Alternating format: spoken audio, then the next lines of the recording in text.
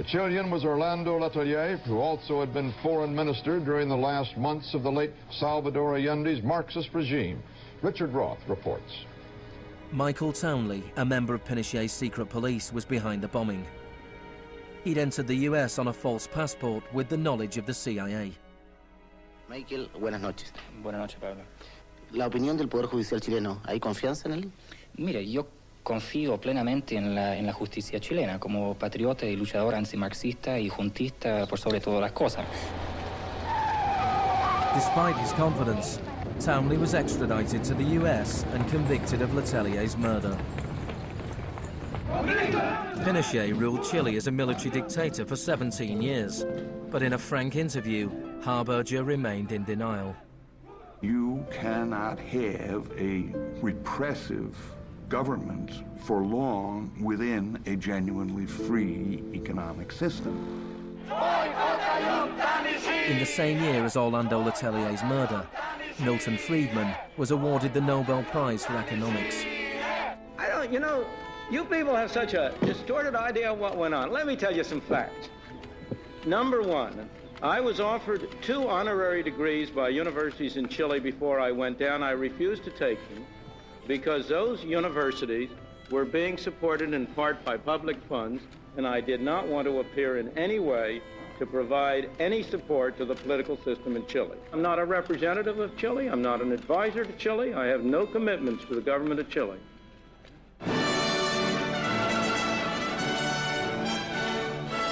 I now turn to you, Professor Milton Friedman.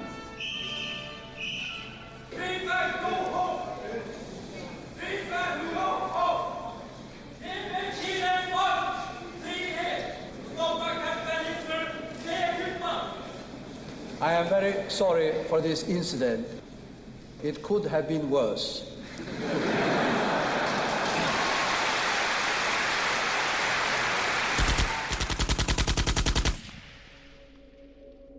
What I'm trying to do in the shock doctrine is tell an alternative history of how this savage stream of pure capitalism that we've been living, capitalism unrestrained, came to dominate the world. Chile wasn't the only country in South America to adopt Chicago school policies. Friedman's disciples held key positions in Brazil and advised the government of Uruguay. Then on March the 24th, 1976, a military coup overturned the government of Isabel Perón in Argentina. A junta of 3 generals took over the country, led by General Videla. Chicago boys landed key economic posts in the military government. They seized the opportunity for major economic and social re-engineering. And within a year of the coup, wages lost 40% of their value, factories closed, poverty spiraled. Just as in Chile, people had to be terrorized into accepting these economic policies. Videla learnt from Pinochet's experience. He adopted the tactic of disappearing people. Striking a balance between public and private horror, disappearances were often carried out in broad daylight, but could always be denied.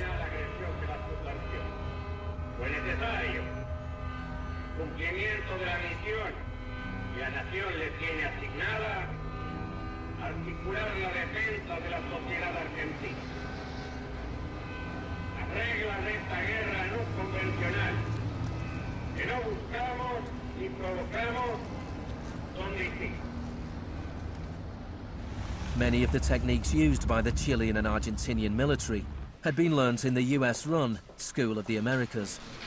Torture techniques taught, from rape to derobing to torture with pointed objects, breaking of extremities, poking eyes out, branding. In Latin America, there are various regimes which at the moment are abusing human rights. Political murder, torture, deportations, imprisonment without trial, using the techniques they may have learned in this establishment. You may be right. If you can say that the skills which we've taught here have been applied, I can't deny that.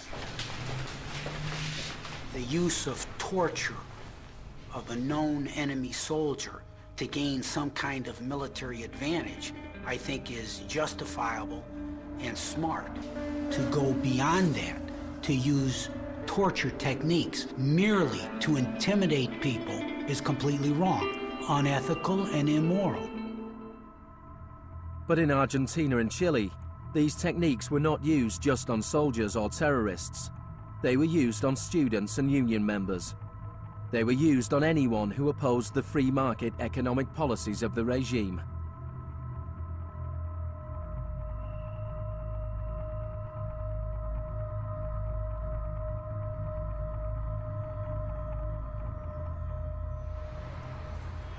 In 1978, the Argentine junta hosted the World Cup.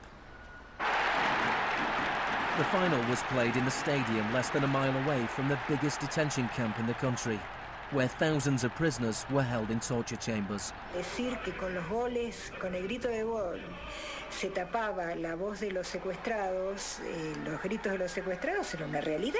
Organización extraordinaria, miles y miles de banderas, miles y miles de gargantas enronquecidas, 25 millones de argentinos que tienen un solo color, el celeste y blanco. El fútbol ha hecho el milagro del país, de este maíz maravilloso que nos siguen atacando a aquellos que... And Argentina took their terror regime one step further than Chile. Among the disappeared were hundreds of pregnant women. Women who were allowed to give birth before being murdered. De todas aquellas mujeres que estaban embarazadas, les permitieron tener a sus hijos para una vez que nacieran, sacárselos. Y eso sucedió con 500. Yo soy uno de esos 500. Those children, many of whom were raised by families connected to the military, were a powerful reminder of the junta's project to re-engineer an entire society.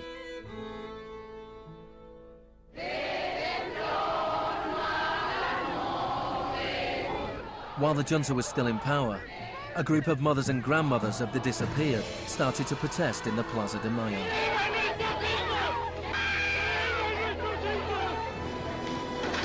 They turned detective, searching for the disappeared children. After the junta collapsed, some were found and reunited with their families. Occasionally they found remains. Mostly they found nothing. General Videla was found guilty of murder, kidnapping and torture.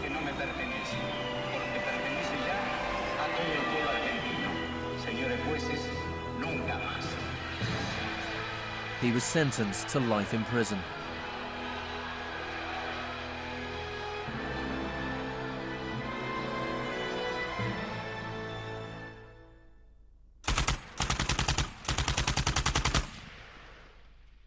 Early experiments in Latin America presented Friedman and his cohorts with a serious ideological problem. Friedman had promised that these policies would not just make the elites richer, but that they would create the freest possible societies, that this was a war against tyranny, that capitalism and freedom went hand in hand. Yet here we see that in the 70s, the only countries putting these ideas into practice were military dictatorships. Nixon had fully supported imposing these types of brutal free market policies in South American dictatorships.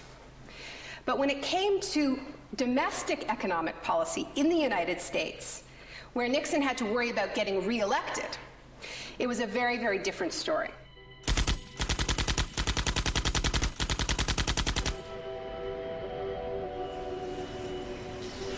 Friedman enjoyed a friendly relationship with Nixon. Several of his Chicago school colleagues and disciples were recruited to work for the government. Donald Rumsfeld was one of them. So help me God. Congratulations. Thanks. But in 1971, with the economy in a slump, Nixon turned his back on Friedman's ideas and imposed a wage and price control policy. He put Rumsfeld in charge. Which is essentially a problem of supply and demand. I have for long been opposed to the wage and price control. I believe it involves government intervention with the freedom of individuals.